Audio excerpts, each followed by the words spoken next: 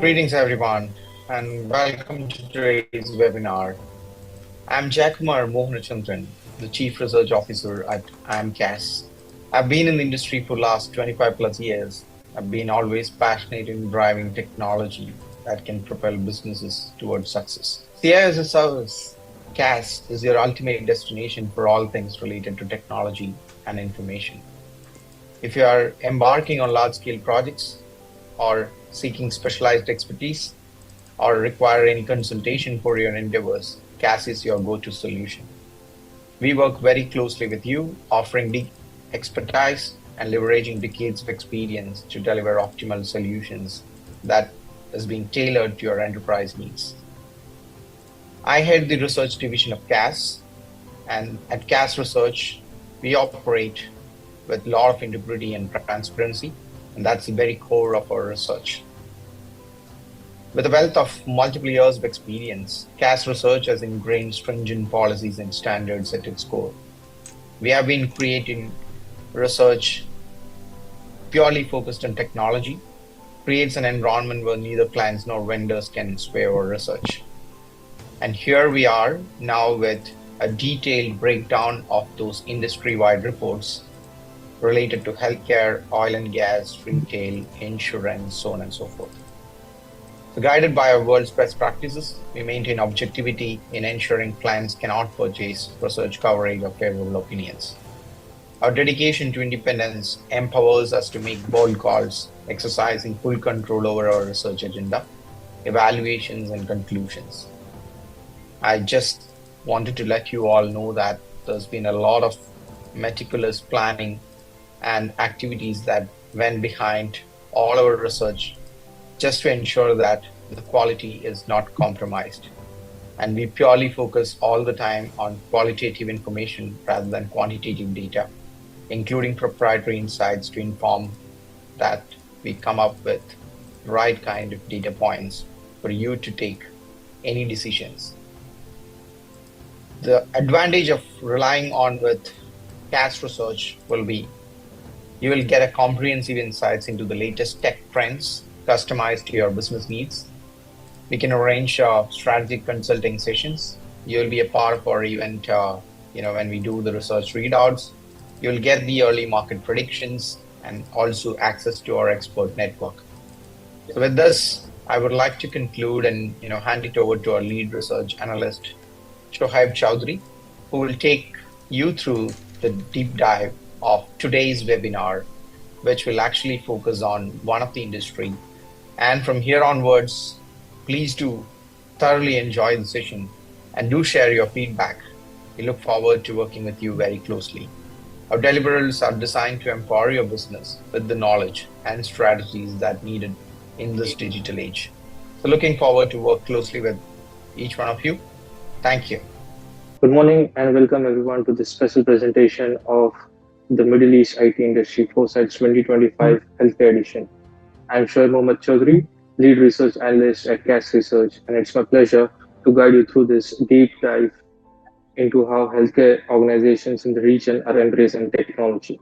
This report is a product of extensive primary research with senior IT leaders, that is CIOs, CTOs, CISOs, and IT directors across the GCC region. Our focus was clear: to understand where the region stands in its digital health journey, and more importantly, where it's headed. From electronic health records and telehealth to artificial intelligence, data analytics, and cybersecurity, the insights we are sharing today aim to inform strategy, spark innovation, and empower decisions. Let's start by understanding our respondent profile. Our survey discovered 68% male and 32% female respondents, reflecting a gradually diversing IT leadership landscape. In terms of roles, 38% were CIOs, followed by CISOs 32%, CTOs 23%, and IT directors 7%, all directly involved in the healthcare tech decision making. Geographically, Kingdom of Saudi Arabia 28% and UAE 26% led in participation, followed by Kuwait, Qatar, Oman, and other Middle Eastern countries. The rich diversity ensures that our findings are not just representative, but also actionable across the region's varied healthcare environments. Electronic health records, EHR adoption. Electronic health records are the digital backbone of modern healthcare. The CAS research shows Epic dominates the EHR market with 40.8%, followed by Cerner 34.6% and Allscripts at 12.3%. Approximately 37% of organizations have used EHR for more than 5 years, suggesting a strong base for digital healthcare workflows. However, 23.2% are still within the first year of adoption, an important insight showing that new implementations are still active, especially in smaller facilities or new healthcare groups. The diversity in adoption maturity calls for scalable, interoperable EHR systems that can grow with healthcare needs. Telehealth and remote monitoring. Telehealth is no longer a concept, but is a frontline service. A combined 95% of organizations are using telehealth, with 42.3% extensively and 52.7% to a limited extent. The pandemic accelerated adoption, but it's the strategic benefits like extended patient reach and operational efficiency that are fueling long-term growth. 83.6% plan to expand telehealth offerings, highlighting the need for robust digital infrastructure, regulatory clarity, and integration with EHR and analytics systems. Importantly, nearly 85% report that the telehealth has either improved or significantly improved patient access and delivery, evidence of its value. Artificial intelligence and data analytics in healthcare. Artificial intelligence and data analytics are unblocking new levels of clinical and operational intelligence. Only 2.1% are already using artificial intelligence extensively, while another 56.7% are exploring it to a limited extent. But there's a challenge. Only 34.1% of staff are extensively trained in using artificial intelligence tools, while over 50% are only moderately trained, and 8.2% report insufficient training. To fully realize artificial intelligence potential, organizations must invest not just in platforms, but also in people. Strategic upskilling will be essential to bridge this knowledge gap. Challenges in artificial intelligence and data integration.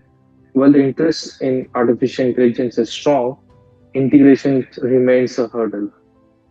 68.9% of respondents say they face challenges in integrating artificial intelligence and analytics into existing systems. These issues range from lack of interoperability and data silos to resistance from non-technical staff and budget constraints. Organizations need clear roadmaps for artificial intelligence integration, starting from pilot use case to fully deployment, supported by vendor collaboration and executive alignment. Cybersecurity in the healthcare sector. As digitalization increases, so does the risks. A noteworthy finding, 61.7% of organizations are actively and regularly monitoring their systems. 46.7% have detailed incident response plans, and 32.9% use rapid response teams, a good indicator of preparedness. The aftermath of cybersecurity incident has led to real improvements. Respondents highlighted that 54.7% enhanced encryption, 29.5% improved endpoint security, 15.8% tightened access controls, but 13.9% are still unsure of their monitoring practice, which must be addressed as the healthcare sector handles highly sensitive and mission control critical data. Strategic recommendations based on all our findings, we propose three focused strategic actions: enhance cybersecurity training, move beyond annual training to more frequent interactive programs that include real world phishing simulations and behavior based learning, tighten access control, implement robust identity and access management systems with MFA role based permissions and audit trails, accelerate AI adoption for threat detection, use AI not just for analytics, for proactive cybersecurity, including detecting anomalies, automating response, and forecasting risks. These steps can significantly strengthen both patient data protection and operational continuity. Before we close, I'd like to acknowledge the outstanding efforts of our research team, our data scientists, and all the healthcare leaders who shared their insights through our survey and interviews. Your contributions are helping shape smarter, safer, and more to stay with us as we discuss strategic priorities, share success stories, and address the questions that matter most to the future of healthcare in the Middle East. Our first panelist is Mr. Shijin Prasad, Group IT Head, LSZ Healthcare Group for UAE and Saudi Arabia. Joining him are our second speaker, Mr. Mansoor Ali Yusuf Beg, Head of Scientific Computing and Senior Technical Specialist from King Faisal Specialty Hospital and Research Center. I welcome you both to this research panel and would like to thank you for taking this time out to be a part of this panel. Firstly, thank you, Mr. Beg, for being on this panel and being a part of this panel discussion today. So, beginning with, I'd like to ask you with nearly all healthcare organizations now using AI to some extent, what are the best practices for scaling AI capabilities while maintaining data quality, privacy, and ethical transparency? It's a very broad question. There are too many things. We are talking about data quality, we are talking about privacy, ethical transparency, and governance, data, AI. So these are all clubbed together. It becomes a big topic. Right now, most of the health organization, I would rather talk about health organization, and this is valid for other as well. It is valid for a commercial organization as well, because it's a strategy which is a template for any organization or institution. So right now, at this moment, especially in the healthcare area, AI is going in silos. There are researchers who wants to do some kind of research, AI-based research, and come up with some therapeutic mechanism or a diagnostic mechanism, or even drug discovery. So these are all working in silos where they have or they secure a data set related to the patients which are involved in that trial or in that study, and based on that the study is done, and machine learning is done, AI is implemented, and then they have an outcome out of that. But these are all in silos. It is not reflected over what you call spectrum of services, embedded services. So basically, what we need on an organization level is a strategy for digital transformation, which includes everything. So the end result, I know it will be a tedious process. So the digital transformation program is a lengthy and never-ending program. So it has some aspects. So we at King Faisal Research and Innovation, we worked on a strategy based on our scientific method by reviewing what is being done on the research side, what is being done on the healthcare side, and then we came up with a strategy to define the steps to implement an AI platform which will be robust and which will save time and money and have a better ROI than working in silos. So that includes a few aspects, mostly 4 or 5 aspects. First is to identify the data sets. Like what are we going to use? The basic data sets, we know that it is the HIS or EHR system, which includes patient data. But beyond that, there are many things like, there is multiomics data, there is genomic data, there is proteomics data, metabolomics data. So this data is lying on a different system, I can say, or a different repository. So these are like not really connected altogether. So including the imaging data, most of it is connected, but when we are talking about analyzing this data or doing machine learning on this data, this needs to be extracted from various sources, and then again, this is like working in silos. So first you identify the data. Second is you build a governance structure. You need to have that structure, because to maintain the privacy, to maintain the like just to ensure that it's approved by the IRB, Institutional Review Board, before we do any kind of research on the retrospective data, because it's related with the patient subject, maybe related with biobanking sample, maybe related with genomic data. So these the governance is the key which defines how the data will be shared, how the data will be managed, how the data will be distributed, how the data will be reported, who has what kind of access. We need to work on that strategy. Third thing is, a lot of things are still working on semi-automated mode. So we need to automate or digitize, I can say, all the processes.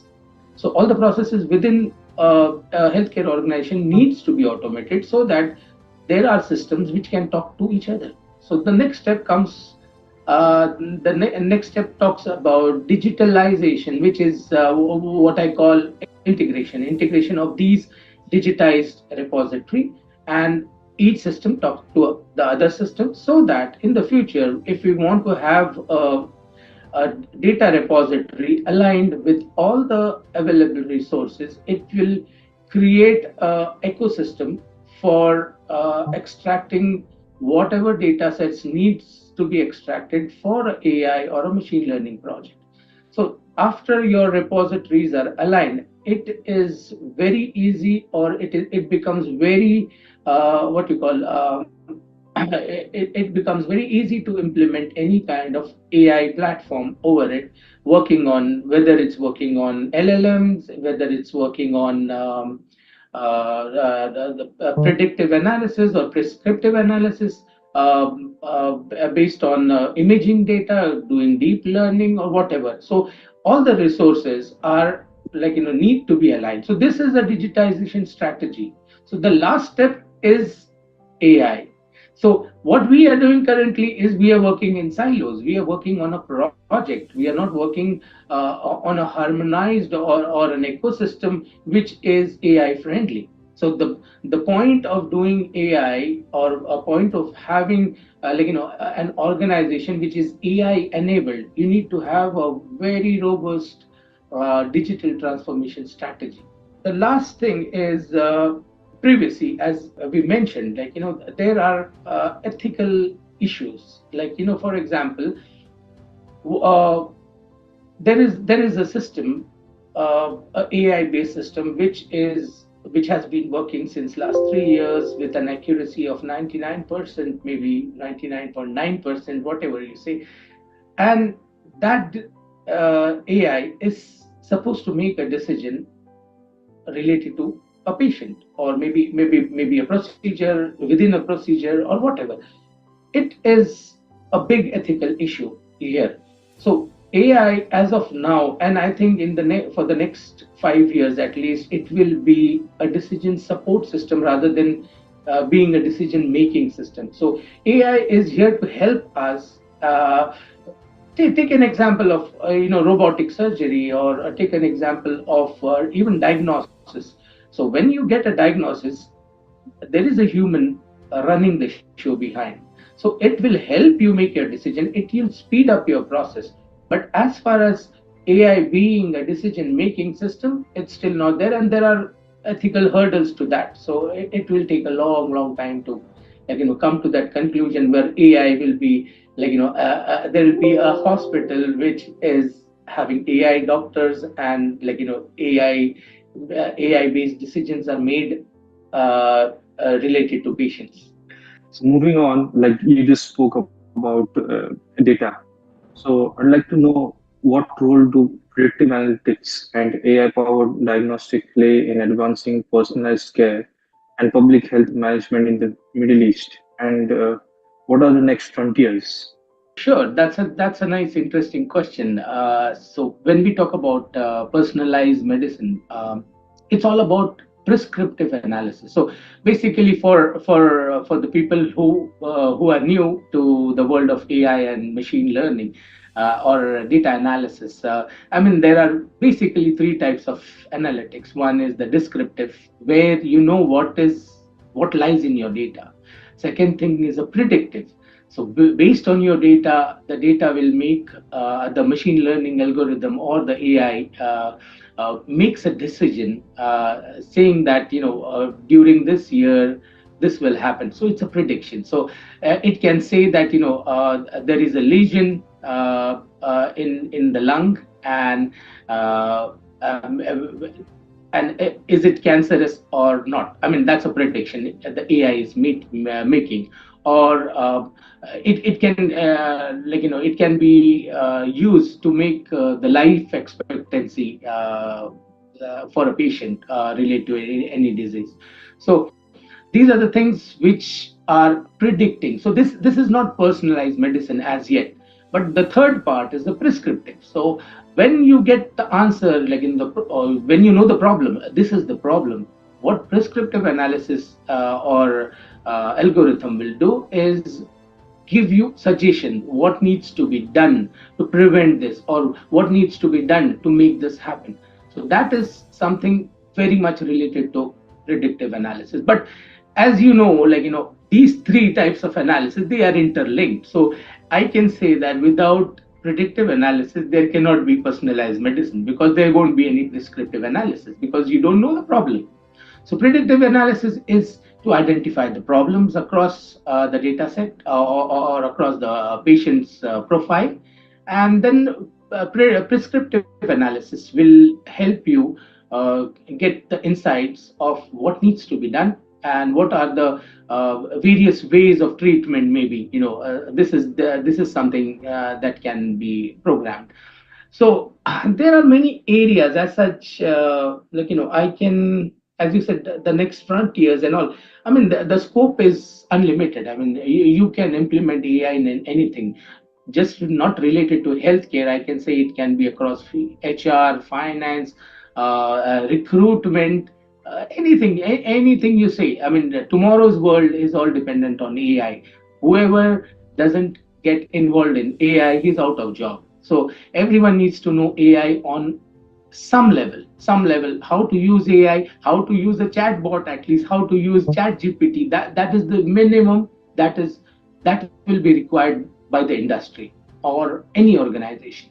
So here, when we are talking about digital transformation, I told you, we need to align the repository and have a very robust AI based mechanism sitting on top of that repository, which is linking all the systems or all the data sets you have within the organization. So the best thing is, one of the thing will be the LLMs. LLMs can be implemented, and you can have a knowledge base. You can talk to your data, asking asking any question based on your knowledge base. So during a period of time, say for example in a healthcare setting, you have procedures, you document the procedures, you document the therapies, you document everything about patients. So this is a huge knowledge base which can be utilized by LLMs to answer a lot of questions. So this is one of the implementation which will act as a support system. There are many examples. One example is, I'll give you about toxicology. For example, in the ER, there is a patient reporting.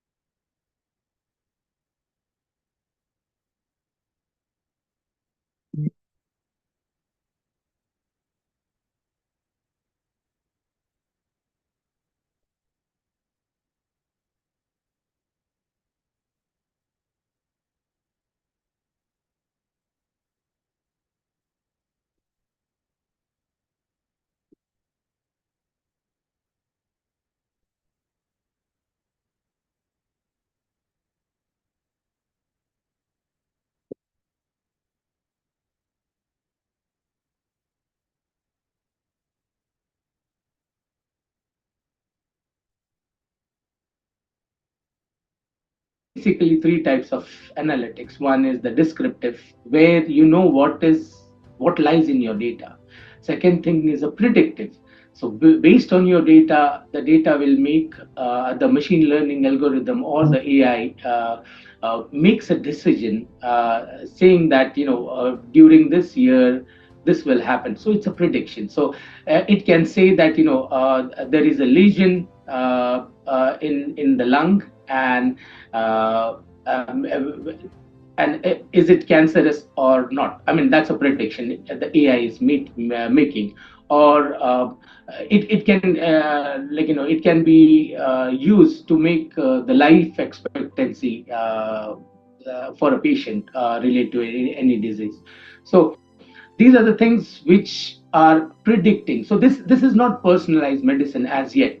But the third part is the prescriptive. So when you get the answer, like in the when you know the problem, this is the problem. What prescriptive analysis or algorithm will do is give you suggestion what needs to be done to prevent this, or what needs to be done to make this happen. So that is something very much related to predictive analysis. But as you know, these three types of analysis, they are interlinked. So I can say that without predictive analysis there cannot be personalized medicine, because there won't be any prescriptive analysis, because you don't know the problem. So predictive analysis is to identify the problems across the data set, or across the patient's profile. And then prescriptive analysis will help you get the insights of what needs to be done, and what are the various ways of treatment. Maybe this is something that can be programmed. So there are many areas as such, I can, as you said, the next frontiers and all. I mean, the scope is unlimited. I mean, you can implement AI in anything, just not related to healthcare. I can say it can be across HR, finance, recruitment, anything you say. I mean, tomorrow's world is all dependent on AI. Whoever doesn't get involved in AI, he's out of job. So everyone needs to know AI on some level, how to use AI, how to use a chatbot, at least how to use chat GPT. That is the minimum that will be required by the industry or any organization. So here, when we are talking about digital transformation, I told you, we need to align the repository and have a very robust AI based mechanism sitting on top of that repository, which is linking all the systems or all the data sets you have within the organization. So the best thing is, one of the thing will be the LLMs. LLMs can be implemented, and you can have a knowledge base. You can talk to your data, asking asking any question based on your knowledge base. So during a period of time, say for example in a healthcare setting, you have procedures, you document the procedures, you document the therapies, you document everything about patients. So this is a huge knowledge base which can be utilized by LLMs to answer a lot of questions. So this is one of the implementation which will act as a support system. There are many examples. One example is I'll give you about toxicology. For example, in the ER, there is a patient reporting with some kind of toxicity. He has some kind of poisoning. So on the first level, what I do is I enter the symptoms, and I enter all the information which I get from the patient or the person handling the patient. And then based on those things, my knowledge base will tell me, AI on the sitting on top of my knowledge base will tell me that this is this kind of toxicity, it needs to be dealt. So this can save patient lives. So this is one of the implementation. Other things are we can talk about 3D printing. 3D printing based on a personalized. Say for example, I'll give you an example of 3D printing. Say for example, there is a complicated heart surgery that needs to be performed on a patient, and it is 80% risk. So in that case, this is a very sensitive matter. So 3D printing can help us print, for example, a replica of the patient's exact anatomy, and that heart can be printed, and a surgery can be practiced before doing the right thing. And again, every surgery will be AI guided in the future. Okay, and moreover, let's say for example, liver disease, or let's say fatty liver, for example.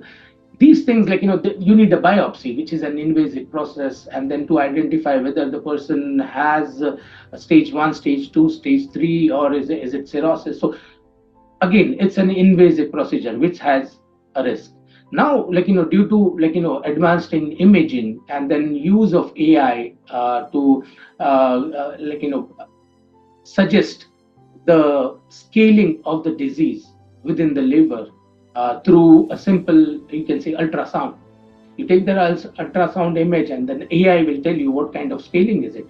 And based on this, is not based just on the imaging. There are many aspects. There is fibroscan. There is ultrasound. There is CT scan. So all these imaging data will be harnessed, and then a machine learning model will be trained on this data to identify exactly the scaling of the disease. So this is avoiding what you call an invasive procedure, and this is one area. There are many areas where AI can help avoid invasive techniques to do diagnosis. So it will be great in diagnosis. Second thing is early detection of cancer. One of my colleague in I think Pakistan, in the Shaukat Khanum Hospital, they built a very good model where they have an early detection of cancer, breast cancer, and they have implemented it there, and then they were showcasing it in one of the conferences in Saudi Arabia. So I had a keen look over it, and then I went through it, and it was amazing, and then their accuracy was quite high, and these kinds of technique definitely would help in diagnosis. So diagnosis will speed up the process of treatment, obviously. Then there are advanced technologies like cell therapy, gene therapy, GMP, CRISPR, where you identify the mutation in the gene. CRISPR will cut that gene and replace it with the right combination, like in the layman's language, and the person will be cured of that disease. So these are all advanced techniques that are coming up, and there are a lot to do. I mean, stem cell research is going in one direction, nanomedicine is going in one direction, where treatments will be done by nanobots or chemicals that will interact with the human composition proteins, and then it will help cure diseases, cancers, and whatnot. So these are some of the techniques in therapeutic or diagnostic or patient management or drug discovery. There is another thing remote patient management. In remote location, there is non-availability of specialist physicians or a specialist hospital or tertiary care facilities. So in that case, the remote location can be connected to the primary location, and the primary location will have the opportunity to get the data, get the imaging, and then the AI will be suggesting the physician, primary physician available there in supporting certain decisions or making certain decisions. So this is something which will help the remote locations to establish healthcare in remote locations. So these are some of the frontiers which are very promising, and technology is very promising, and it is changing on a daily basis now. I mean, I can see every year we hear some news regarding some kind of treatment, some kind of new therapy, some kind of new drug. So these are amazing. The way the world has transformed in the last 6 years, 5 years. it's amazing. Like, we were not able to achieve this in the last 70 years. We are able to achieve it in the last 6-7 years. It was lovely listening to you and your insights, which you elaborated quite briefly. And I think it's going to be very helpful for everyone who's attending this webinar. So thank you very much, Mr. Mansoor Ali Bey. It's been a pleasure having you on this panel discussion. The thing is, everyone needs, as I said, everyone needs to contribute as AI agent because every job, whether it's healthcare, whether it's shipping, or it is finance, or anything, any area, everyone needs to contribute with their knowledge of AI on some or the other level. So everyone needs to know what is AI, no need to do machine learning. Everyone is not supposed to do machine learning. They just need to know how to use AI, how to use the technology. That's it. Like, earlier when the computers were introduced, people who had knowledge about MS Word, Excel, PowerPoint, they were preferred over the others. Similarly, like, everyone needs to be engaged with AI tools, what they are doing nowadays. I mean, even kids, like, my kid, he uses, like, a lot of things, like, he does some imaging filters, and then he's making something. So kids are by default learning AI. So they are in that format. But as far as professionals who are already working since last few years, or they have a career of another 10 years, they need to adapt to AI. It's mostly for the C-suite of various hospitals, organizations, that you need to invest in developing your strategy, because this digital transformation strategy is kind of personalized to your organization. So you need to, based on your setting, based on your experience, based on your data sets, based on your systems, you need to develop your own strategy. And it is already late to start with a strategy. So everyone, because the people who will not innovate will perish. So, like, it's a challenge. So everyone needs to develop or build a robust strategy for digital transformation, which will help them, like, harness. And this investment from the organization will not get wasted. It will be a great ROI in the long term. And as I said, like, initial investment would be high in doing this or applying this strategy, but long-term gain are, like, there is no limit for the long-term gains.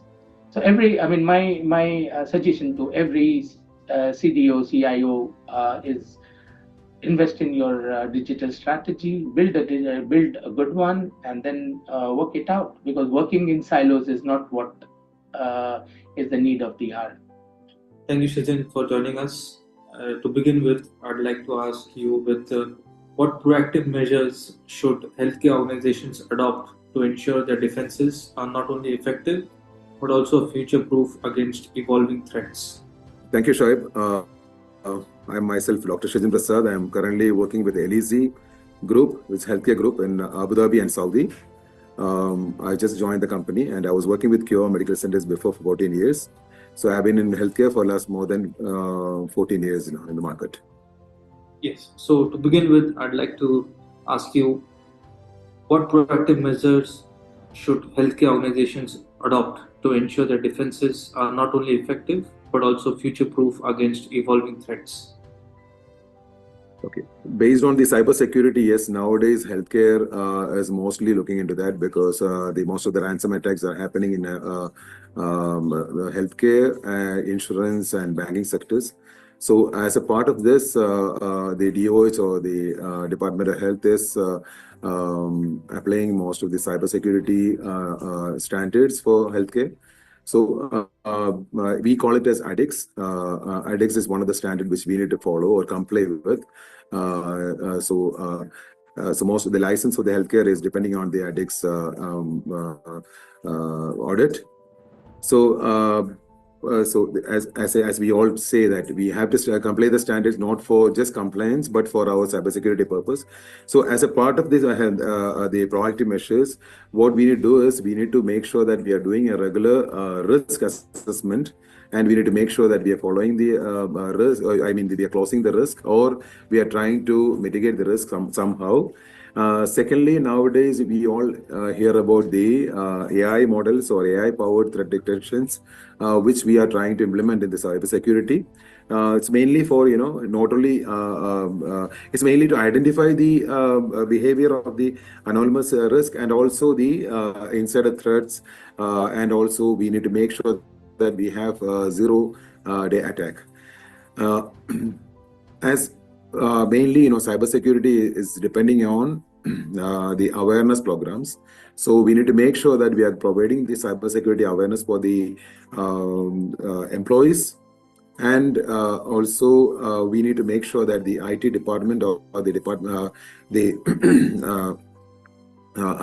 officials, they need to get the training on the latest cybersecurity certifications, and also we need to make sure that they need to know the risk in the security risk what we are facing in the market.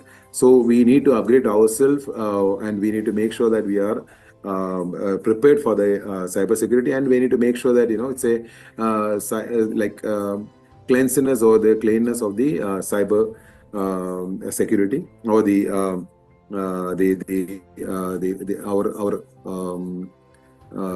basically as a cybersecurity we can say. And we need to make sure that we are doing the periodic drills for the cybersecurity awareness. Then we need to make sure that, as I mentioned before, we need to make sure that we are complying with most of the standards. It can be a global standard like GDPR or the ISO, and the local standards like ADIX, what I mentioned before.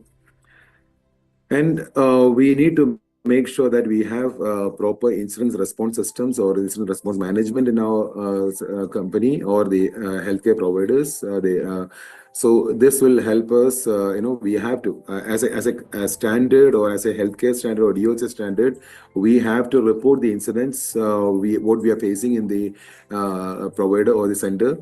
And we need to have our own incident response management team who is handling the risk or the incidents.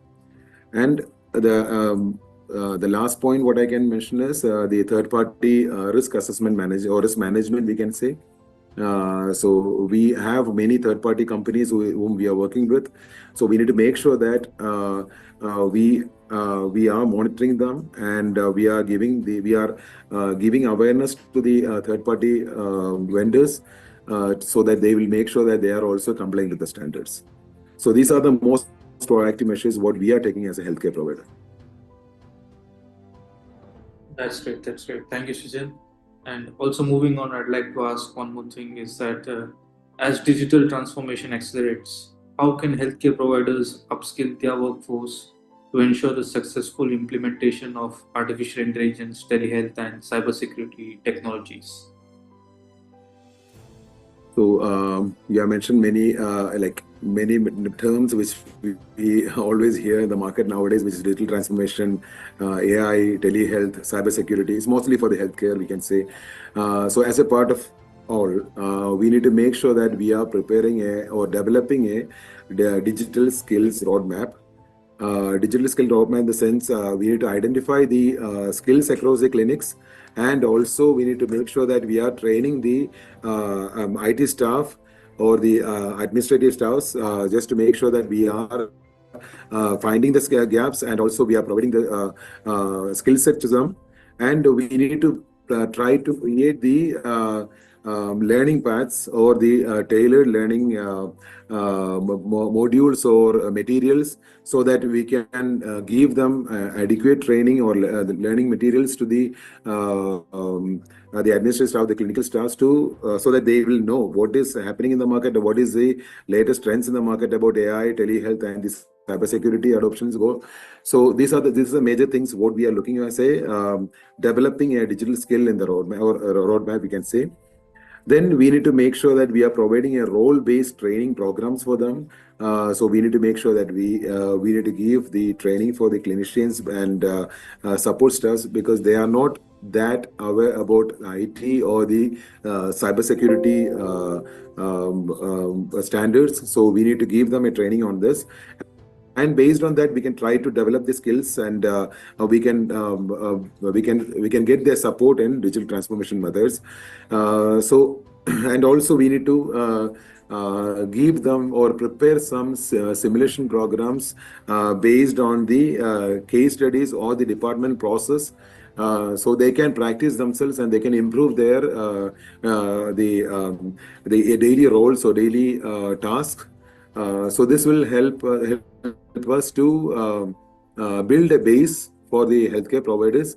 So once we start implementing any digital transformation programs, it will be easy for us to get a proper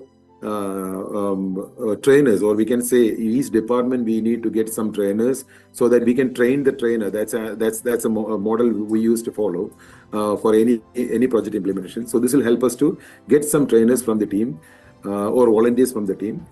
And we need to provide them the micro learning or the e-learning platforms, so which can help them which can help them to improve, or we can help them to help us to create a cyber security hygiene in the provider or the in our office. And also it will help us to give them basics on AI basics and also telehealth protocols. So, and then this will provide them a training based on the latest what you can say AI platforms. Where, for example, one of the software we were trying to implement or were trying to include in the in the tele-consultation system was it is an AI platform which will help the doctors to get the vital signs. So this AI platform, what they do is we will scan the face of the patient or customer. So after reading after scanning the face for 20 seconds, it will provide a data which can get the height, weight, then diabetes, whether the patient is smoking. So the basic vitals system can provide it. So as a tele-consultation, doctors won't be able to get a physical touch or physical examination of the patient. So they will get a basic data where they'll get an idea of what is the condition of the patient, and based on that they can also try to talk to them and get more details about their physical condition. So this is one of the AI model we were trying to implement in our center. So in the beginning, doctors were a little bit concerned what will what is the quality of the data, or what is the what you can say, whether this can be used, the data can be used. So what we mentioned in the report is it is not a medical report, but just a supporting document for the doctors to get vitals, or they get the details of the patient. So this is one of the way how we can do it. We can provide a micro learning or e-learning platforms. Then what we as IT suggest is we need to provide, or we need to include the AI telehealth and the latest digital transformation basics to the clinical educations like CMEs and all happening. So if we can provide or we can add a course of this to the CME programs, this will help the medical department or the clinical and the nursing department to get a basics through their education programs. And also, as I mentioned in the previous point, similar to that, we can provide some cybersecurity awareness programs also. So it can be included in the education program, and also we can provide our own cybersecurity awareness programs. So this is how we do basically as a digital transformation. Myself as an IT head, or we as IT department, we always prefer to include the medical departments or the clinical departments to be part of most of the training programs, and we need to when we try to provide some or set some policies or the training awareness programs, we need or the any of the healthcare providers, the management should support the IT department to make sure that the other departments like clinical support staff, and the support staffs are a part of the program, so that they will get a basics and they will make sure that there will be a cyber security hygiene in the center or the hospital where they're working. Like otherwise, it will be a part of only it will be a job for only IT department. Everyone is thinking that the cyber security is just an IT job, but everyone should be aware, and each and every user should be knowledgeable, and they'll be following the cyber security standards. So this will make the cyber security hygiene, and also they'll make sure that whenever they get an email or whenever they get a threat mails or something, they will be responding in a proper way, and they'll make sure that they'll be reporting to the IT department. So other than that, the digital transformation and the AI, the basics should be a part of the programs. So this will help the departments to have a basic awareness, so the project implementations will be more easy for IT departments and the other departments.